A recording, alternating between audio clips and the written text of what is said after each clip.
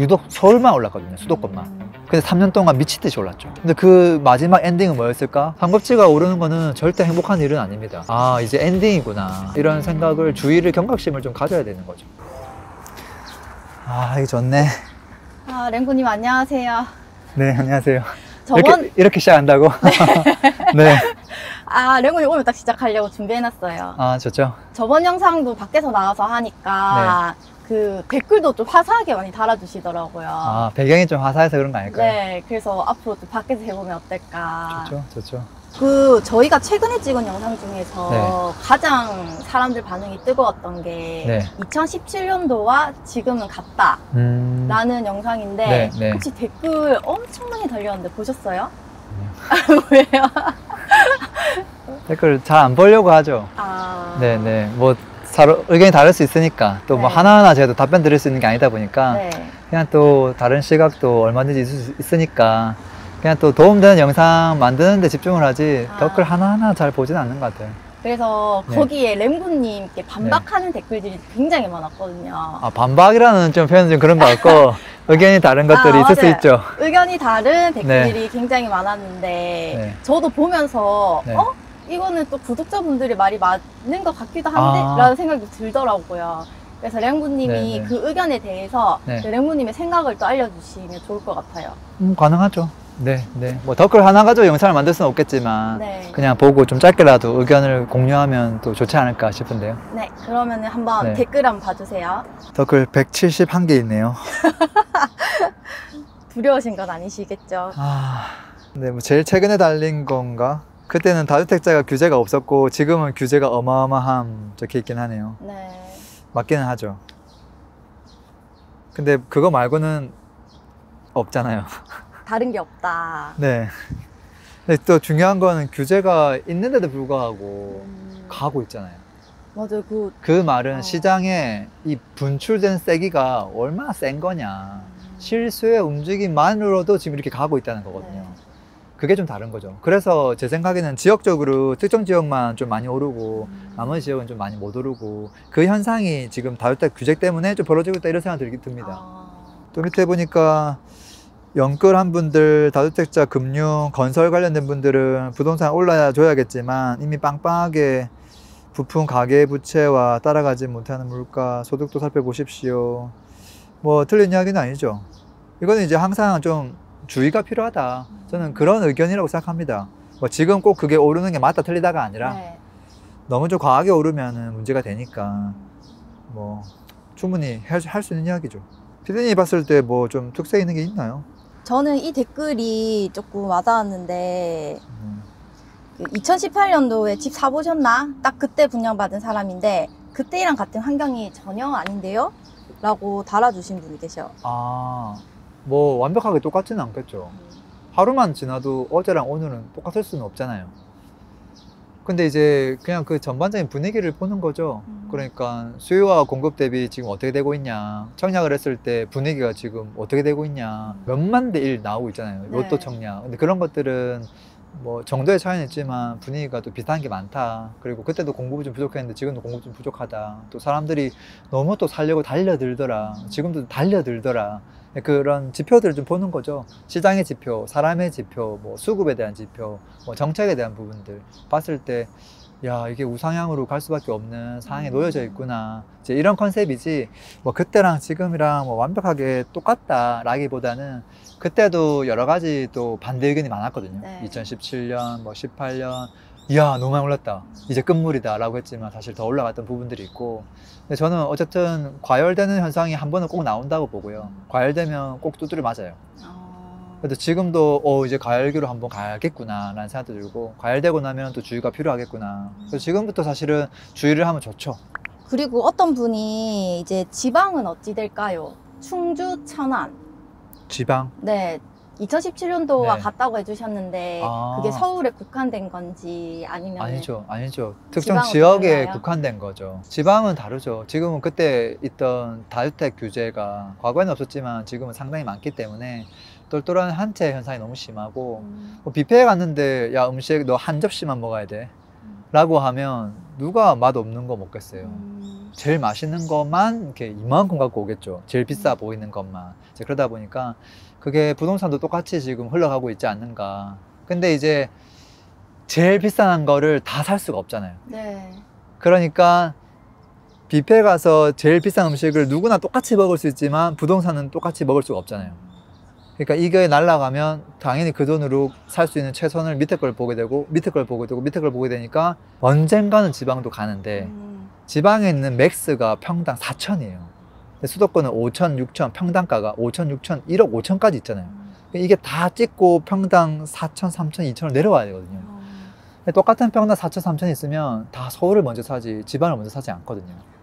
지방에 보면 10억 넘는 아파트가 거의 없던데 네. 제가 서울 올라와서 저희 집 주변만 봐도 그냥 전부 다 10억이 넘어가더라고요. 왜냐면 지금 서울 평균 가격이 10억이 넘거든요. 평균이. 누가 대체 사는 거예요? 근데 또 보면 뭐 맞벌이 하는 분들도 굉장히 많고 또 뭐 사회초년생이 아니라 이제 뭐 한 10년 넘어가고 하면 연봉들도 만만치 않게 높아요. 네. 맞벌이 벌고 하면. 이제 그래서 그분들도 오랫동안 이제 돈을 모으면 충분히 살 수 있는 금액대가 된다. 다만 이제 뭐 강남 이런 거 어려울 수 있지만 뭐 10억 정도야 대출 좀 일으키고 그다음에 한 10몇 년 일해가지고 모은 돈으로 살 수 있다라고 생각하죠. 근데 너무 비싼 것만 생각하니까 뭐 그러지 않을까 싶어요. 지방에 있는 분들은 조금 뭐 소외감 느낄 수 있다고 봐요. 근데 저는 순번이 있다고 봅니다. 그리고 어떤 분은 네. 단순히 부동산 경기만 보면 안 돼요. 우리나라 경제 상황을 현실적으로 보세요. 전체적인 경기가 안 좋은데 부동산만 오를 수 있냐? 뭐 그것도 맞죠. 근데 이제 그게 굉장히 두리뭉실하거든요. 5년 전에도 10년 전에도 20년 전에도 뭐 같은 이야기들은 계속 들어왔고 그 기간 동안 부동산은 항상 오르지도 않았고 항상 내리지도 않았거든요.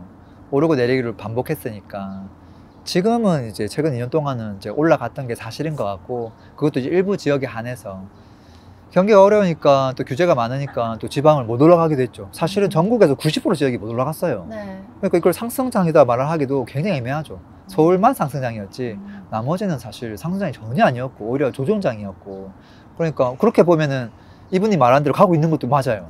맞잖아요. 90%가 지금 경기가 어려우니까 못 가고 있다. 맞잖아요. 근데 이제 수요가 쏠리는 지역은 그럼에도 불구하고 이제 가는구나. 근데 만약에 경기가 좋아지면 입지가 좋은 지역은 더 많이 가려고 하겠죠. 그러면은 이건 제가 궁금한 건데 네. 지방은 몇 년도랑 비슷해요 지금 상황이? 지방은? 네. 지방은 어떻게 비교해야 될까? 예전에 2007, 2008년도랑 비교되지 않을까 싶어요. 그때는 이제 서울이 이제 급등하던 시기였고요. 노무현 정권 때니까. 그리고 그때는 사실 지방에 미분양이 너무 많았어요. 공급도 많았고. 그래서 지방은 다 하락하는데 유독 서울만 올랐거든요. 수도권만. 근데 3년 동안 미치듯이 올랐죠. 근데 그 마지막 엔딩은 뭐였을까? 2009년부터 5년 동안 내리 하락하거든요. 서울이.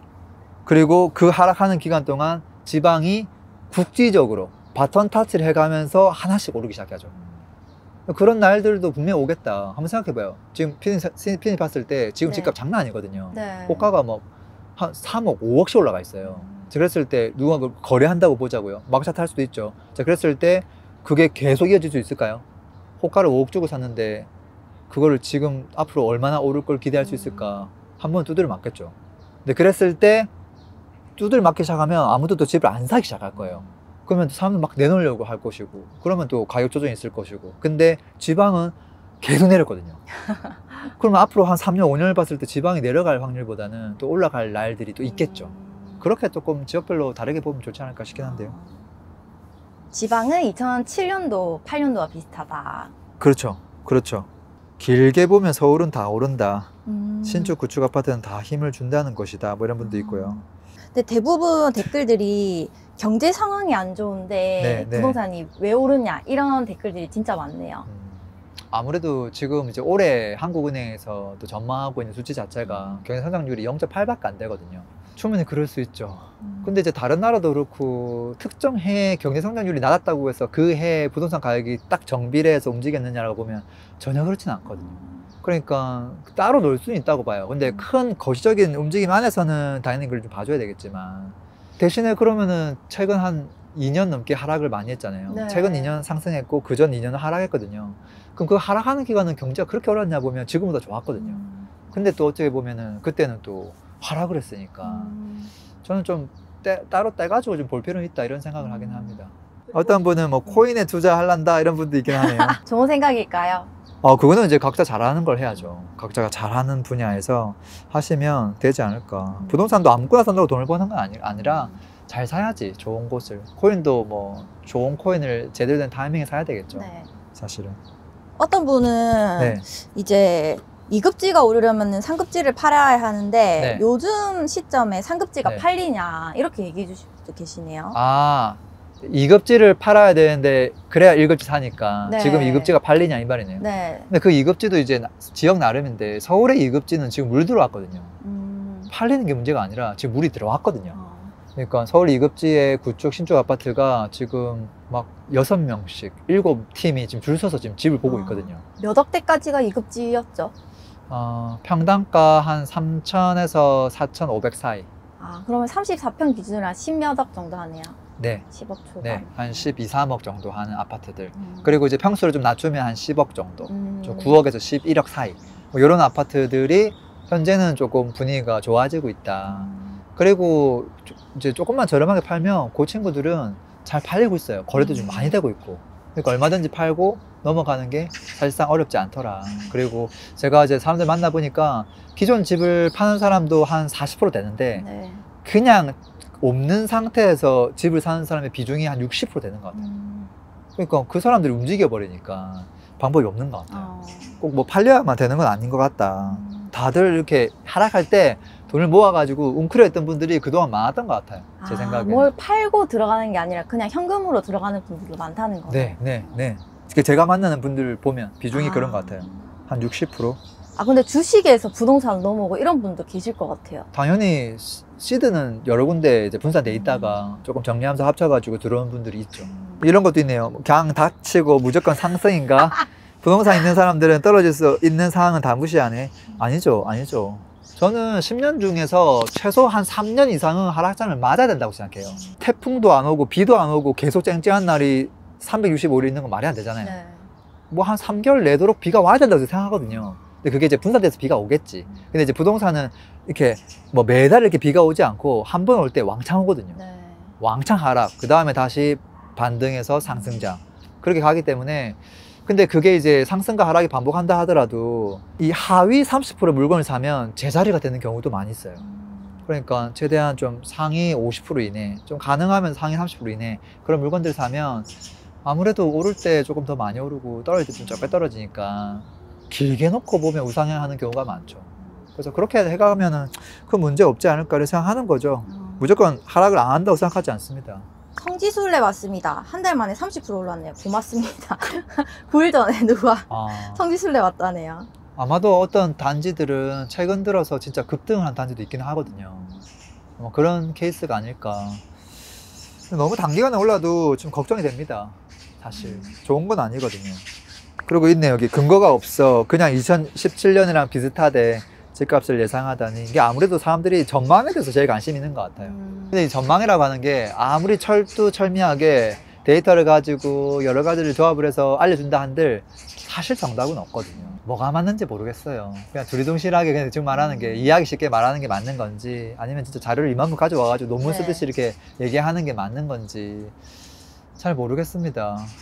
네. 저도 옛날에는 데이터 집착을 많이 했는데 요즘은 그냥 감을 좀 더 많이 믿는 것 같기도 해요. 워낙 데이터를 많이 보셔서 그런 것 같기도 합니다. 네. 예, 저도 예전에 10년 동안 데이터 수집하고 빅데이터 사이트 만들어서 운영하고 다 해보고 미래 예측도 만들어보고 다 해봤는데 데이터는 약간 한계가 있어요. 아무래도 왜 후행 지표거든요. 미래를 예측하기보다는 있는 정보를 가공해서 뭘 갖고 오니까 좀 어렵죠. 네, 그래서 챗GPT한테 물어봐도 뭐가 늦어.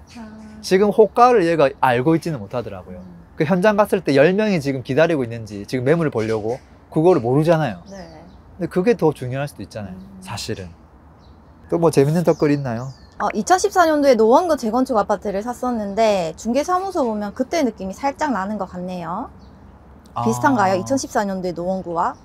2014년도? 네. 너무 예전인데 노원구는 2018년 넘어가서 오르기 시작했거든요. 서울 다 오르고 나서. 왜냐면 제가 2017년, 18년 그때 이제 정모부라는 책을 냈었는데 그때 이제 아는 분이 저한테 그 질문을 했었거든요. 랭구님, 야, 서울에 집값 너무 올랐는데 노원구 같은 곳에 그냥 집을 사면 어떠냐고. 자기가 시드가 그때 한 2억에서 3억 정도 사이 있었는데 살 수 있을 것 같다고. 근데 제가 뭐 나쁠 거 없습니다. 뭐 거기 학원도 있고 하니까. 근데 이제 그거 말하자마자 6개월 만에 막 올랐거든요. 근데 그리고 나서 이제 하락장이 시작되긴 했죠. 뭐 시간 좀 지나서. 근데 물론 이제 저는 오르지 않는 곳은 없다고는 봐요. 다만 순번이 있다.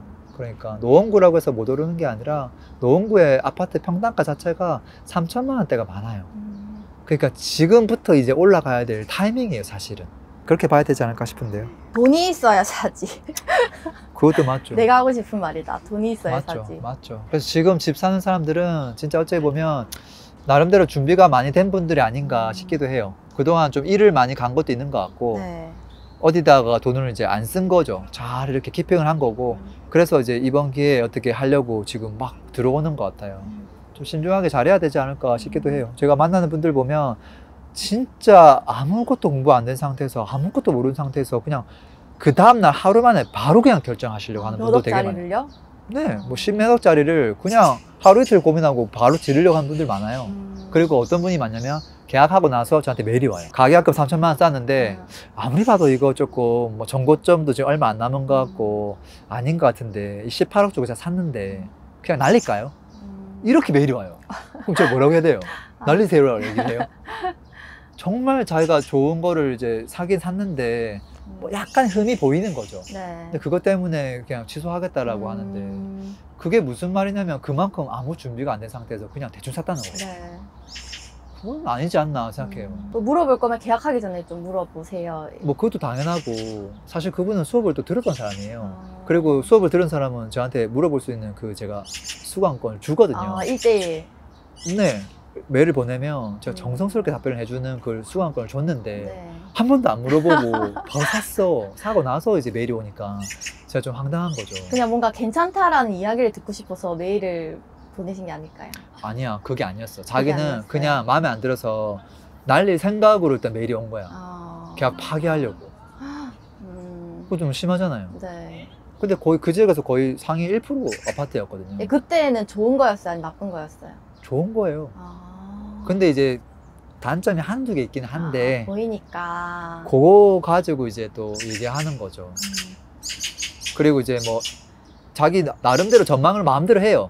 1억만 오르면 이제 이 아파트는 절대 못 오르지 않을까라는 전망을 하고 있더라고요. 그 자체가 말이 안 되거든요.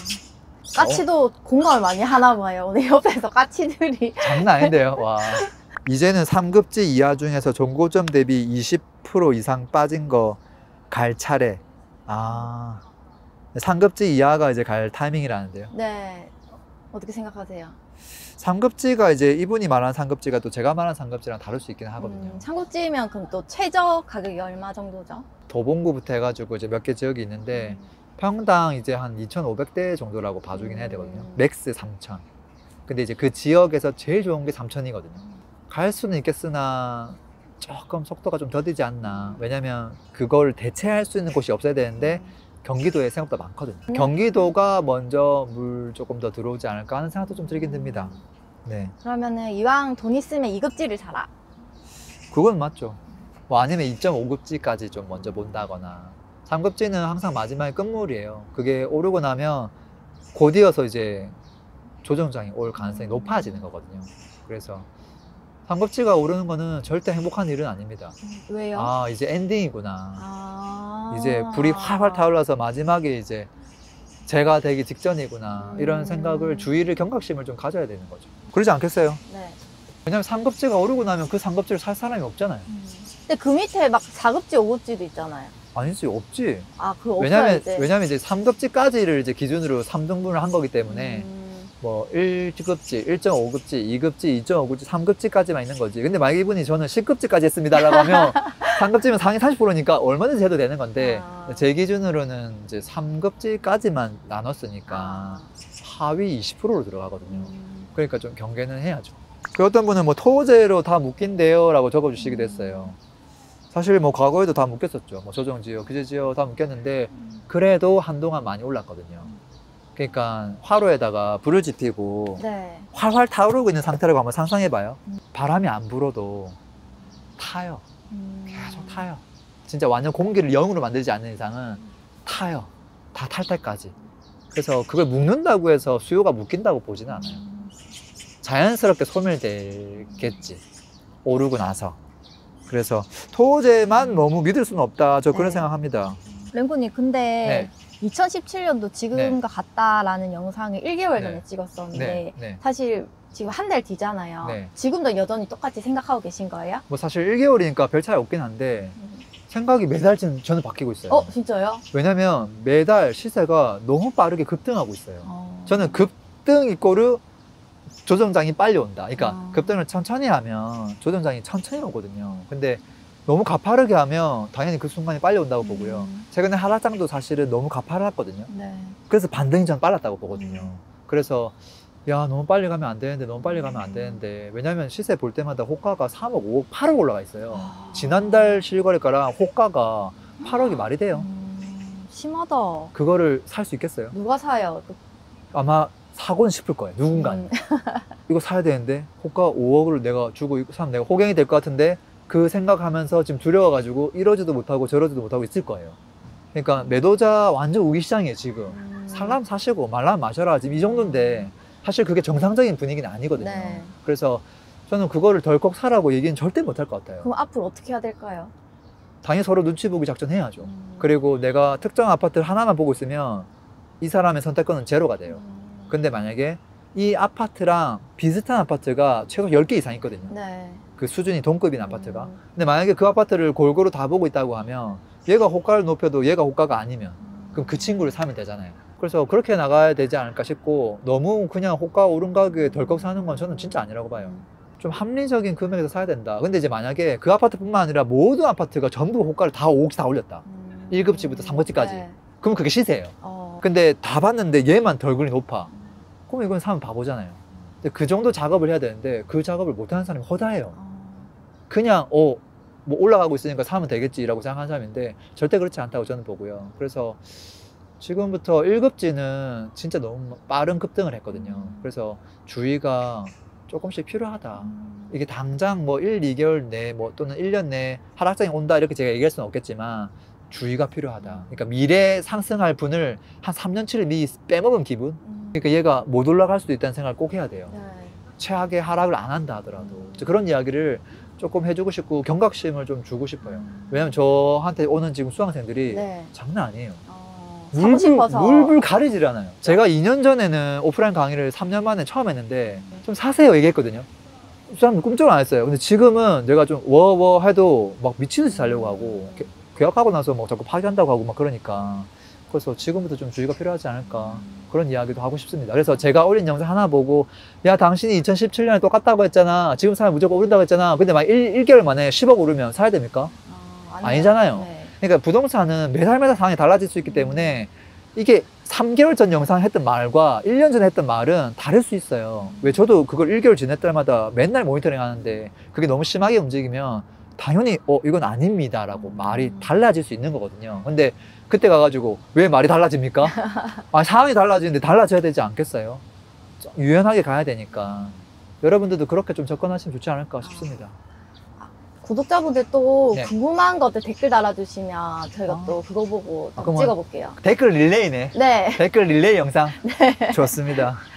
네. 오늘도 감사합니다. 오늘도 고맙습니다. 광고 한번 하겠습니다. 집값이 왜, 언제 오르는지, 어떤 게 저평가인지 판단하지 못하면 계속 흔들릴 겁니다. 기초 강의는 이 강의 하나로 충분합니다. 물고기 잡는 법을 알려드립니다. 내 집 마련에 대한 니즈가 참 많습니다. 그래서 실전 수업을 만들었고요. 개인 컨설팅에 가까운 수업입니다. 내 집 마련을 못할래야 못할 수가 없습니다. 지식을 온전히 내 것으로 만들고 싶은 분들은 스터디가 마음에 드실 겁니다. 똘똘한 한 채부터 재건축, 재개발, 돈 되는 투자처, 함께 찾고 싶은 분들을 위한 스터디 준비되어 있고요. 현금 흐름 만들기 위한 다양한 수익형 부동산 종목을 배우는 스터디. 자, 목적에 맞게 선택하시면 됩니다. 링크는 설명란 및 댓글에 남겨 놓겠습니다. 강의 때 뵙겠습니다.